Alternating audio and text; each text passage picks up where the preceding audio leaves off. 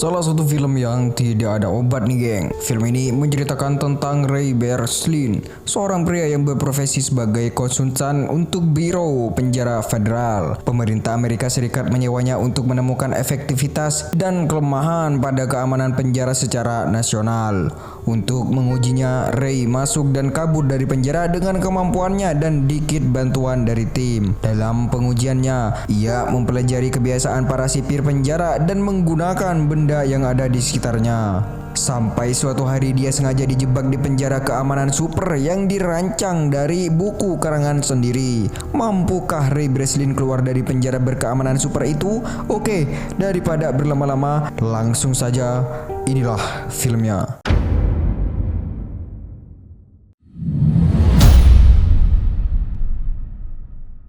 Film diawali dengan Breslin yang sedang menjalani masa tahanan, seperti layaknya tahanan di sana. Di dalam sel diberi makan dan minum dari kotak susu. Dari minumannya diberikan, muncullah ide yang menggunakan sebagai kunci keluar penjara. Caranya adalah Ray Breslin menguas lapisan lilin dari kotak susu itu. Selanjutnya ia membuat bola-bola dari tisu toilet dari beberapa bekas-bekas makanan. Hal itu Ray gunakan untuk mengganjal lubang kunci jendela kecil sel. Caranya adalah saat penjaga melepas borgol, ia segera memasukkan ke lubang jendela itu, sehingga saat bibir mengunci jendela, kemungkinan jendela masih bisa dibuka. Dari jendela itu, Ray menempelkan lilin tipis yang sudah disiapkan di kotak sebagai sandi, sehingga dia menemukan kombinasi 4 angka dan mencoba merangkai angka-angka kombinasi tersebut. Namun karena di dalam sel terdapat kamera pengawas, Ray Breslin mencoba mencari celahnya terlebih dahulu. Celahnya sudah dia pikirkan sebelumnya. Jadi, sebelum masuk ke dalam sel tersebut, dirinya yang sudah berada di luar sel mulai mengamati dana penjara dengan baik. Menurutnya, penjara yang ketat ini ada di sisi kelemahan di sel isolasi yang minim penjaganya. Kemungkinan masalahnya ada di stasiun pemadam kebakaran di sebelah penjara. Kemudian, Ray Breslin sengaja menimbulkan masalah dengan para napi yang lain sehingga dia dimasukkan ke dalam sel isolasi yang ia tempati saat ini. Di sana, Ray mengamati aktivitas para sipir hanya dengan mendengarkan suara di luar setiap saat. Melalui suara yang ia tahu bahwa kebiasaan mereka adalah keluar, mengobrol, dan merokok bersama. Jadi dia mempunyai waktu beberapa menit untuk melancarkan aksinya. Saat Ray berhasil mencoba kodenya, dia pun keluar lalu mengacuhkan kamera CCTV. Kemudian berhasil keluar dari ventilasi menuju stasiun pemadam kebakaran. Pada saat petugas masih enak-enak merokok, dengan cepat Ray mengganti bajunya dengan baju pemadam kebakaran yang belum terpakai. Lebih dari itu, ternyata dia sudah membuat janji dengan rekan kerjanya. Wanita ini bernama Abigail Royce. Ia bertugas meledakkan sebuah mobil.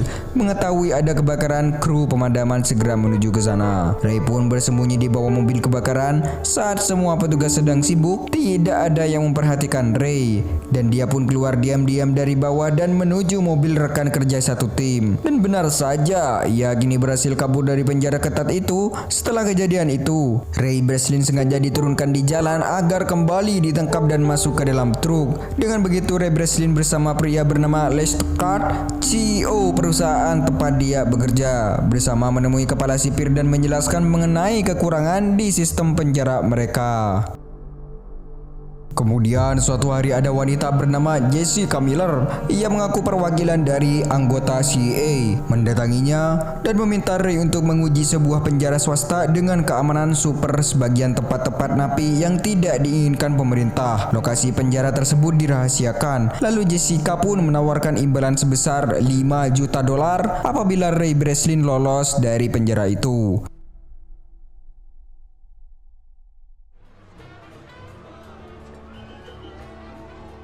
Singkat cerita, Ray Breslin setuju dengan tawaran itu. Sebelum berangkat, timnya menyuntikkan alat pelacak GPS di tubuhnya. Setelah itu, Ray dijemput di tempat yang sudah disepakati. Namun penangkapan dilakukan tidak lazim, menggunakan setrum untuk menjatuhkan Ray. Mereka juga mengambil alat pelacak GPS. Seperti ini kejahatan yang sudah mereka rencanakan. Ray Breslin tak sadar dan dibawa hingga tak sadarkan diri.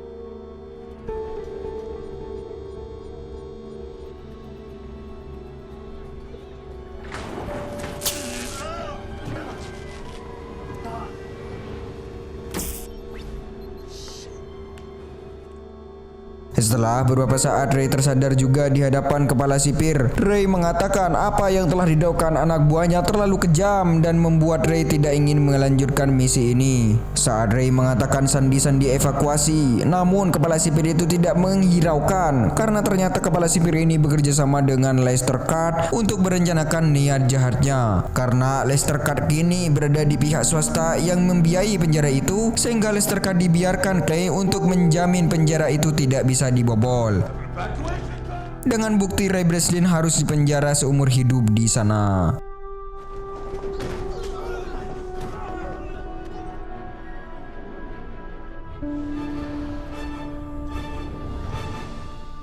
Ini adalah penjara yang paling ketat. Sel tahanan terbuat dari kaca. Napi yang ke toilet pun juga terlihat dengan jelas, sehingga lalu lintas kecil yang mereka lakukan bisa terpantau petugas. Penjaga penjara itu tertutup 100%, matahari pun tidak bisa menembusnya. Jumlah penjaganya pun lebih banyak daripada napi sendiri. Seluruhnya bersenjata dan bertopeng agar tidak bisa berkomunikasi dengan narapidana. Penjara ini juga dilengkapi dengan CCTV di setiap sudutnya, sehingga bisa memantau siapa saja yang diinginkan. Dan lebih parahnya lagi, hukuman berat bagi napi adalah dimasukkan ke dalam sel isolasi yang lampunya super terang dan panas yang luar biasa.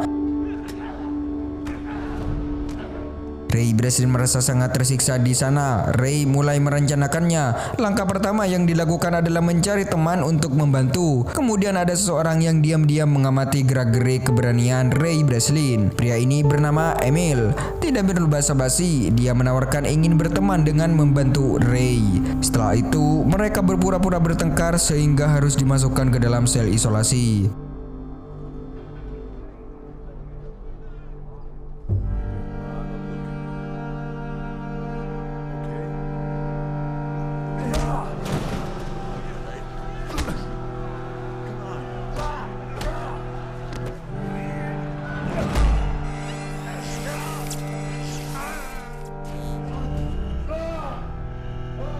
Di sana dinyalakan lampu super terang. Ia mulai menemukan celah yang diinginkan melalui paku keling di lantai penjara yang berstruktur logam itu.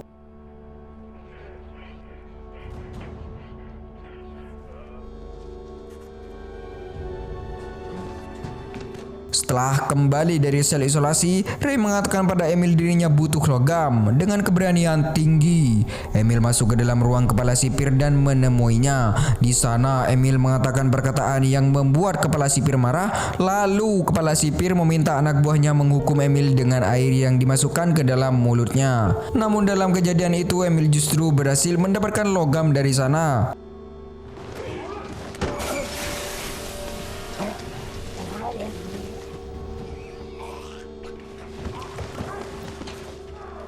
Sesuai rencana, setelah selesai, Emil menyerahkan kepada Ray. Setelah itu, Ray mulai menceritakan pengamatannya. Menurutnya, konstruksi di dalam sel sebagian besar lurus ke atas. Bisa jadi ini di bangunan di dalam tanah. Selanjutnya, suara air juga terdengar di bawah sel. Lalu Ray beranggapan untuk saluran pipa yang bisa mungkin berguna untuk melarikan diri. Lalu logam yang diberikan Emil tadi berguna untuk memancarkan panas dari cahaya untuk membuka paku.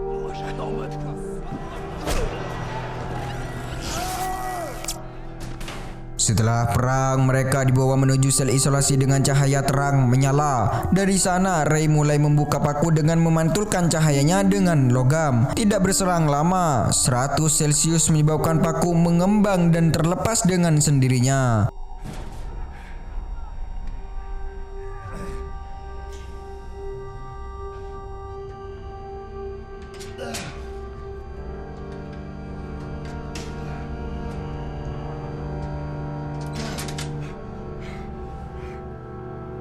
Selesai melepas 3 kancing, dia memasukkan roti ke dalam mulutnya dan mengetuk lantai sebagai syarat untuk Emil agar memancing perhatian petugas. Emil pun mulai berteriak, lalu membuat kepala sipir menoleh kepadanya. Lalu Ray menempelkan roti di kamera untuk memblokir pandangannya. Di ruangan bawah, Ray mencari jalan keluar, menaiki saluran air hingga tak sengaja membuat pipa air bocor. Ray terus naik dan membuka penutup di atas. Kini Ray berseling sangat terkejut melihat dirinya di tengah samudra yang luas, bukan di bawah tahanan seperti dugaannya. Ya, penjara itu berada di kapal tanker raksasa yang tidak diketahui lokasinya. Lagi pula di atas banyak sekali petugas yang menjaga lengkap dengan senjata. Tak mau ambil risiko, Ray Breslin segera kembali ke sel isolasi dan tiba tepat waktu dengan kekacauan yang ia buat.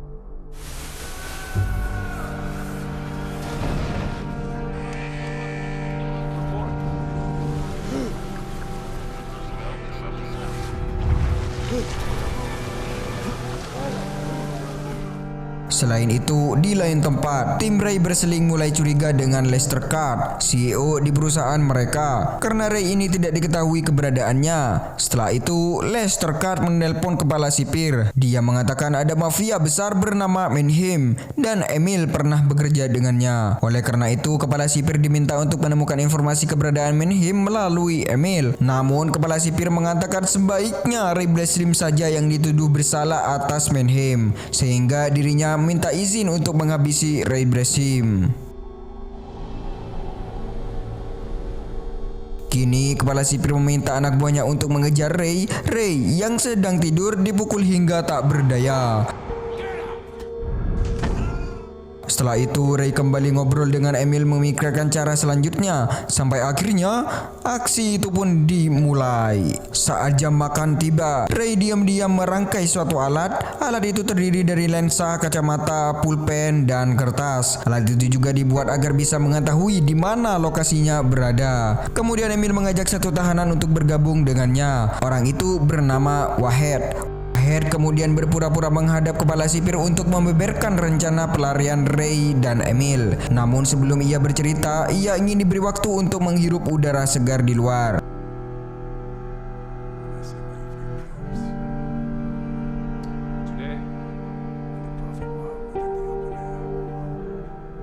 Setelah dia berada di dek atas kapal, ia segera gunakan alat yang dirangkai Ray.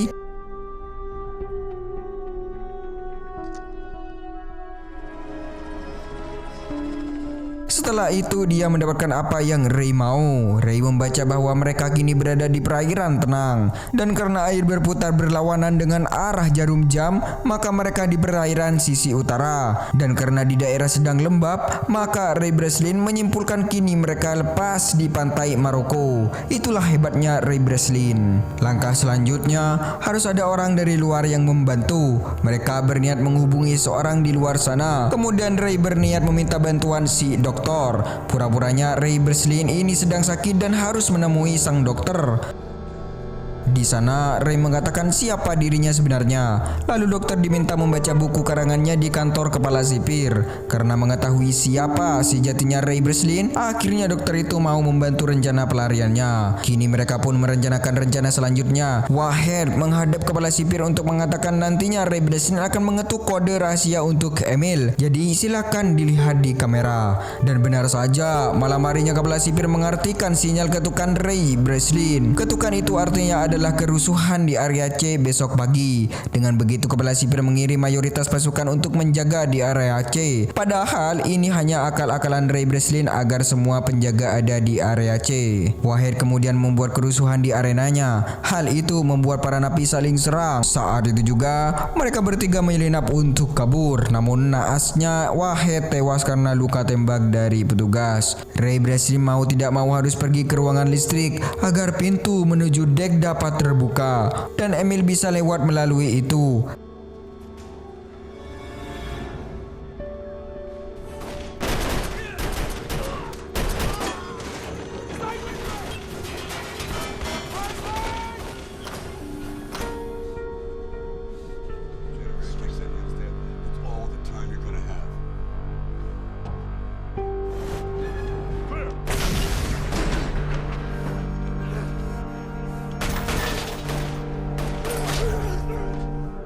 Dan ternyata di luar sudah ada helikopter menjemput atas bantuan si dokter yang tepat waktu. Saat itu para penjaga menembaki Emil yang ingin melarikan diri. Namun karena Ray belum muncul, Emil menggunakan senjata yang ada untuk melawan para penjaga. Seketika itu juga, Emil menjadi penembak yang super kejam. Di sisi lain, kepala sipir mencari Ray di dalam, namun tidak juga ketemu. Petugas sipir kembali menyalakan listrik dan kepala sipir mendengar adanya air yang tersiram secara otomatis. Ya, ternyata Ray Breslin tadinya bersembunyi di tangki air dan kini ia berhasil keluar dari kapal melalui saluran air itu. Ray yang berada di laut segera naik ke permukaan. Saat itu juga Emil yang mengetahui Ray Breslin segera memberinya tangga agar ia segera naik ke helikopter. Kepala sipir bergegas lari ke atas dek. Dari sana kepala sipir menembaki Ray. Emil melempar pisau dan pistol yang digunakan Ray untuk menembaki tangki cadangan minyak. Kapal pun kini terbakar karena tangki minyak yang meledak.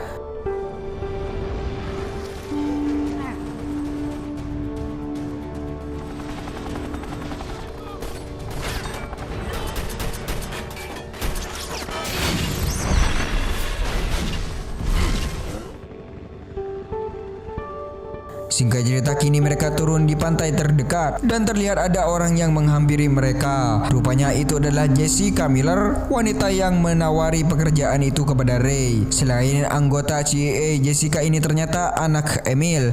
Dan setelah itu Ray Breslin tersadar bahwa dia bukanlah Emil, melainkan Mannheim si mafia bank. Alasan Jessica menawarkan pekerjaan itu adalah agar Ray Breslin mampu membantu ayahnya keluar dari penjara. Oleh karenanya Emil alias Mannheim ini diam-diam memantau gerak-gerik Ray di penjara dan menawarkan bantuan kepadanya. Jelas ini sudah direncanakan demikian rupa oleh mereka. Oke, film pun tamat. Terima kasih telah menonton geng, dan jangan lupa di subscribe, di share, dan nyalakan loncengnya. See you di next video.